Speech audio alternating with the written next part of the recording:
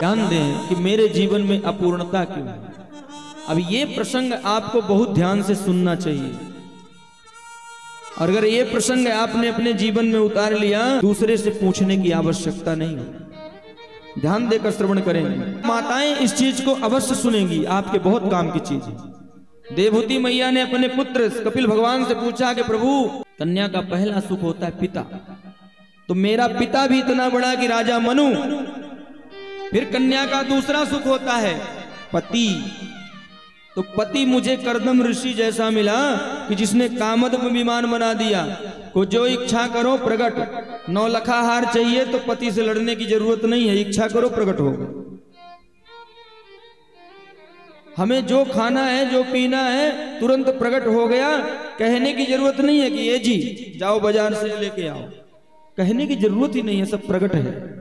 अब ऐसा पति किसी को मिलेगा कि जो इच्छा करो प्रकट। माताओं को अगर ऐसा वरदान मिल जाए तो दिन भर गहना ही गहना याद करें कि ये वाला गहना मिल जाए, वो वाला गहना मिल जाए। दूसरे की साड़ी देखी अच्छी, बस तुरंत गए और ये वाली साड़ी प्रकट हो जाए, सारा जीवन इसी में गुजर जाए। कहा कि इतना बड़ा पति भी, इतना योग्य पति भी नहीं मिलेगा किसी को। दूसरा सुख, तीसरा सुख स्त्री का होता है पुत्र, संतान। तो कन्या ऐसी मिली अरुंधति और अनसुईया जैसे, जिन्होंने देवताओं को भी पुत्र बना दिया, पालक बना दिया। माता अनसुईया ने डाल दियो पालना, झूल रहे 3 देव बन करके लालना। देवहूति जी कन्या है, पुत्री ऐसी मिली और पुत्र मिला तो साक्षात परम ब्रह्म परमेश्वर कपिल के रूप में। अब बताओ, इतनी सौभाग्यशाली स्त्री कोई दोबारा जन्म लेगी? नहीं लेगी। लेकिन प्रभु फिर भी मेरे अंदर अपूर्णता है, अर्थात संतोष नहीं है, अभी लगता है कि कुछ और मिल जाए, कुछ कमी रह गई है। अब लो, जब देवहूति माता जी संतुष्ट नहीं हुई तो हम आप संतुष्ट हो सकते हैं? कभी नहीं हो सकते। हमारे जीवन में अपूर्णता हमेशा रहेगी, तो क्या करें? तब भगवान ने कहा, माता योग आध्यात्मिक पुंसाम मतो निश्रेयसाय में अन्त्यंतो परितिर्यत्र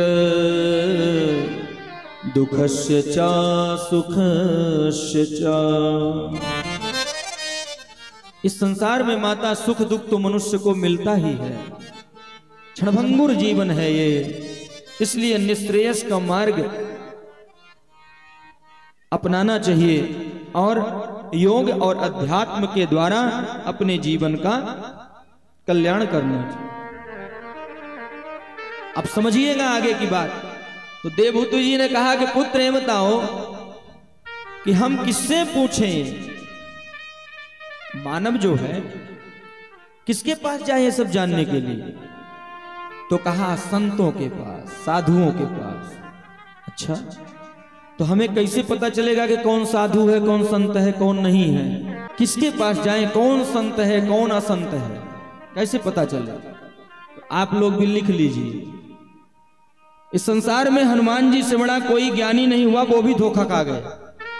काल नेमी को देखा तो साधु समझ बैठे, काल नेमी को साधु समझ बैठे। जब जा रहे थे औषधि लेने के लिए लक्ष्मण जी के लिए, तो बीच में काल नेमी साधु बन के बैठ गया। और हनुमान जी ज्ञानी नामक ग्रगण्यम है, ज्ञानियों में सबसे महाज्ञानी है, वो भी धोखा खा गए। तो हमारी आपकी कोई गिनती है?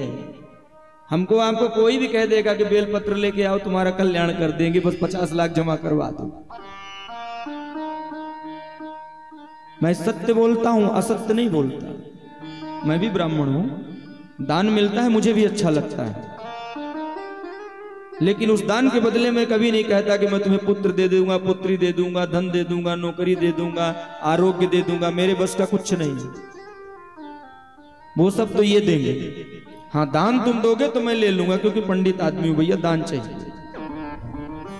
तो दान लेना मेरा काम है, दान देना मेरा काम है, तो कोई मुझे दान देगा तो मैं ले लूंगा, लेकिन अगर वो कहे कि इसके बदले मेरे बेटे की नौकरी लग जाए तो अपना दान अपने पास रखे रहो, मेरे बस की क्षमता है नहीं, मैं नहीं दे सकता। हाँ, अर्जी लगा सकता हूं, वो भी आवश्यकता समझूंगा तभी अर्जी लगाऊंगा, ऐसे नहीं कि सबकी अर्जी लगा दूं। कोई बोले पंडित जी मेरे घुटने में दर्द हो रहा है, कोई माता जी के कमर में दर्द हो रहा है, अब हम कहाँ कहाँ अर्जी लगाएंगे, रोज रोज हमारी अर्जी पूरी करते रह जाएंगे। स्वयं भी कुछ प्रयास करना चाहिए, क्योंकि पिता माता के 4 पुत्र होते हैं तो माता पिता चारों पुत्रों को प्रेम करते हैं। आप भी उन्हीं के पुत्र हैं, आप भी उनसे जाकर रो सकते हैं, उनसे मांग सकते हैं, लेकिन मन में दृढ़ विश्वास करके जाइए कि हमको मिलेगा तो जरूर मिलेगा।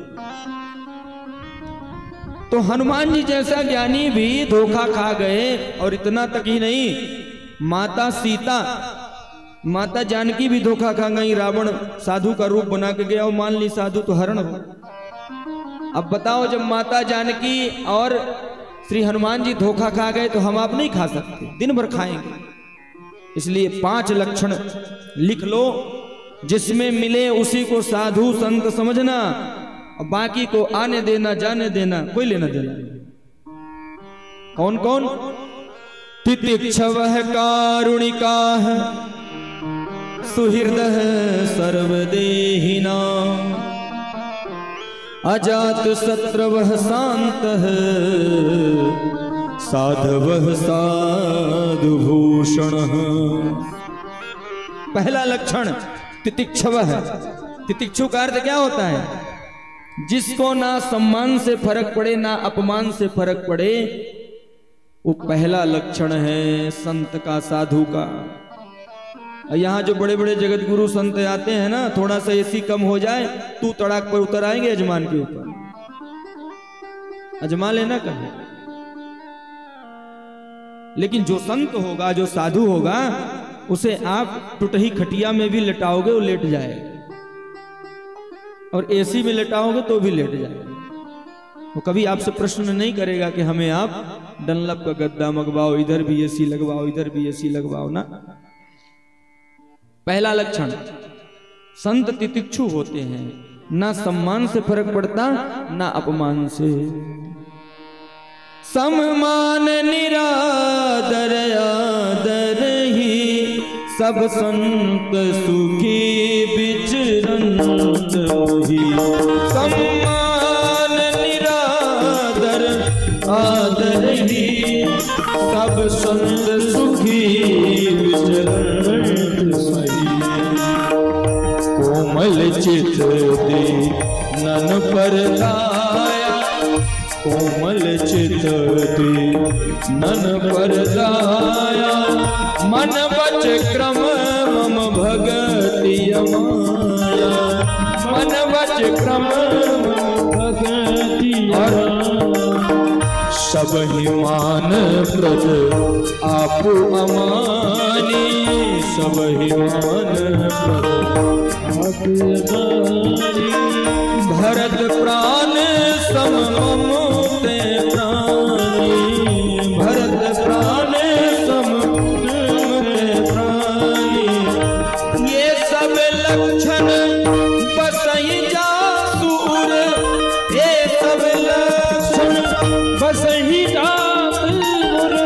जानहु तात संत संतकपुर, जानहु तात संत संतकपुर।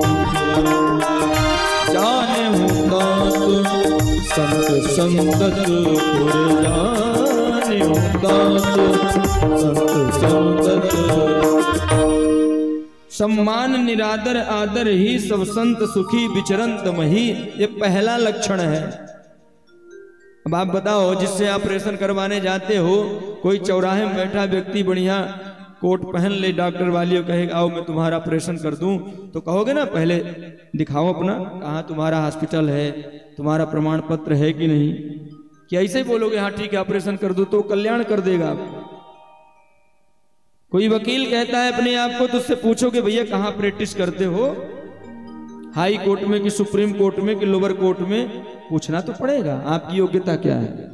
और जिसे अपना पूरा जीवन समर्पित करते हो उसकी योग्यता नहीं पूछते। इसलिए कहते हैं गुरु करे जान के पानी पिए छान। पहला लक्षण क्या है? ना सम्मान से फर्क पड़े ना अपमान से, तितिक्षु पहला लक्षण। दूसरा कारुणिका है, संत के अंदर दया बहुत होती है, वो दुखी व्यक्ति को देखकर स्वयं दुखी हो जाते हैं। दूसरा लक्षण। तीसरा सुहृदय सर्वदेहि नाम, संसार के समस्त प्राणी में वो भगवान का ही रूप देखेंगे।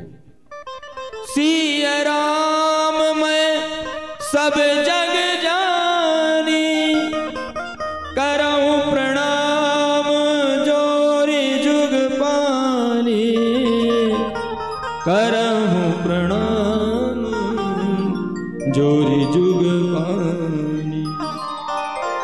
सुहृदय सर्वदेहि नाम, ये तीसरा लक्षण है। और चौथा लक्षण है अजात शत्रवः, जिसके अंदर किसी के प्रति शत्रुता ना हो, ना हो उसका कोई शत्रु। संत किसी को अपना, साधु किसी को अपना शत्रु नहीं मानता, संत अजात शत्रु होते हैं। और पांचवा लक्षण है शांत, संत जो है बहुत शांत होते, क्रोधित नहीं होते। और जब क्रोधित होते हैं तो फिर प्रलयन होता है। इसलिए ये 5 लक्षण जिसमें मिले, ये मैं नहीं बता रहा, एक कपिल भगवान बता रहे अपनी माता को। भगवान तो झूठ बोलते नहीं, वो भी अपनी मां से। ये 5 लक्षण में जो मिले उसी को संत साधु समझना।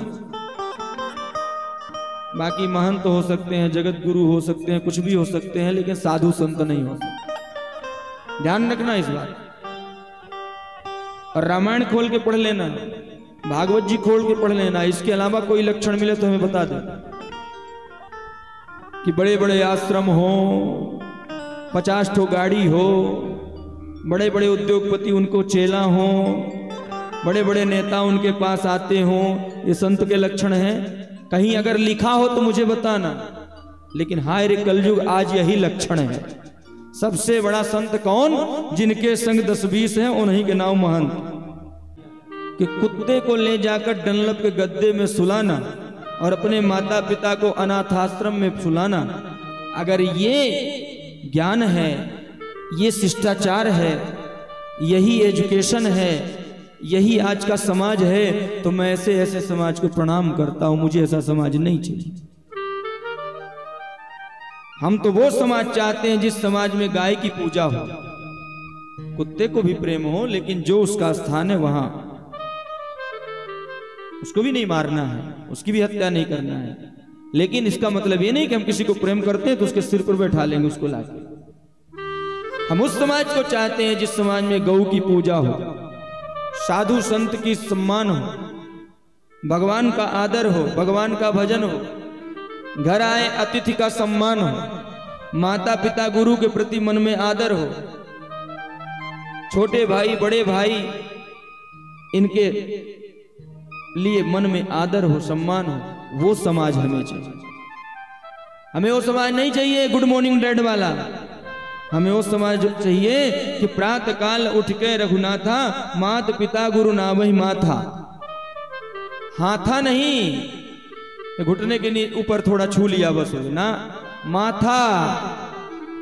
हमें वो समाज चाहिए कि जहां देवर अपनी भाभी को माता के समान माने, चरणों के अलावा ऊपर न देखे। लक्ष्मण जी ने माता जानकी के चरणों के अलावा मुख की ओर जीवन में ही नहीं देखे। और आजकल तो फगुआ में भौजी से मजाक करते हैं। ऐसा समाज नहीं चाहिए। और ऐसा समाज बनाओगे तो नीले ड्रम में काटकर ही जाओगे, बढ़िया उसमें जमा दिए जाओगे। ऐसा समाज बनाओगे तो रोज यही, आजकल तो पतिदेव लोग बहुत डरे हुए हैं। जगह जगह नीला ड्रम जहां देखते हैं ना वहीं डर जाते हैं। बल्कि एक आजकल तो अगर देवियां नाराज हो जाएं तो चुपचाप ही रहना, और अगर घर में नीला ड्रम है तो बिल्कुल नहीं चुप रहना। क्यों? क्योंकि आपने अपने बच्चों को रामायण नहीं पढ़ाया, आपने अपने बच्चों को संस्कार नहीं दिया, तो वो नीला ड्रम का ही काम करेंगे। अगर संस्कार दिया होता कि एक ही धर्म एक व्रत नेमा, काय वचन मन पति पद प्रेमा। अगर ये उस बच्ची ने सुना होता तो कभी अपने पति को काट कर उस नीले नीले ड्रम में न डालती। आधे शरीर के कपड़े पहनो, फटे कपड़े पहनो, यहाँ से फटे वहां से फटे, यहाँ स्टिकर लगवाओ यहाँ स्टिकर लगवाओ। ये संस्कार अपने बच्चों को दोगे तो तुम्हारे बच्चे नीले ड्रम में ही जाएंगे और तुम्हारी बेटियां रोड पर ही कटेंगी और फ्रिज में जाएंगी। निश्चित समझना। अगर अपनी बच्चियों को सही शिक्षा दोगे तो किसी आतताई के बस बहकावे में नहीं आएंगे, और सही शिक्षा नहीं दोगे तो फ्रिज में कट के चली जाएंगे, रोड पर मारी जाएंगे। इसलिए संस्कार दो। भगवान की कथा कोई ब्राह्मण आके करता है तो अगर वो 1 रुपए मांगे तो उसे 4 रुपए देना। जरूरी नहीं कि मैं आऊं, कोई भी आए। पूछो क्यों? क्योंकि वो आपका भविष्य सुधारता है। कथा से सबका तो नहीं, लेकिन 10% लोगों का जीवन परिवर्तन होता है। अगर अच्छे से कोई कथा सुनाए दिल लगाकर, मन लगाकर, तो आपके जीवन में कुछ न कुछ परिवर्तन अवश्य होगा, और वो परिवर्तन दुनिया की कोई ताकत नहीं कर सकती। इसलिए जहां भगवान की कथा हो वहां अपने बच्चों को लेकर जाया करो। 5 लक्षण संतों के बताए और अष्टांग योग बताया, और इसके बाद देवहूति मां इतनी द्रवित हुई कि नदी में परिवर्तित हो गई और वहीं गंगा सागर में मिल गई। आज भी गंगा सागर में कपिल भगवान विराजमान हैं। हम सब दर्शन करने गंगा सागर जाते हैं।